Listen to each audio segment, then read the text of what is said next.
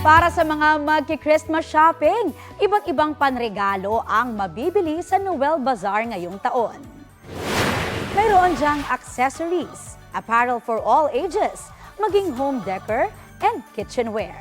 Sa opening ng bazaar nitong Biyernes sa Parañaque, present ang ilang opisyal ng Kapuso Network at si sparkle artist Sanya Lopez na ambassador ng GMA Kapuso Foundation. Masusundan pa ang unang salvo ng Noel Bazaar na nagtapos nitong weekend. Abangan yan sa November 22 hanggang December 1 sa World Trade Center. Mula naman December 12 hanggang December 15 sa Philinvest Tent sa Alabang, Muntinlupa. Mapupunta ang kikitain ng bazaar sa beneficiaries ng GMA Kapuso Foundation, kabilang na ang mga naapektuhan ng sunod-sunod na bagyo.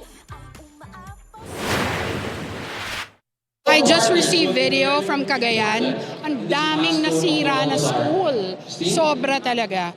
So dapat we should all come together and do our share kasi sino pa magtutulungan except tayong mga Pilipino.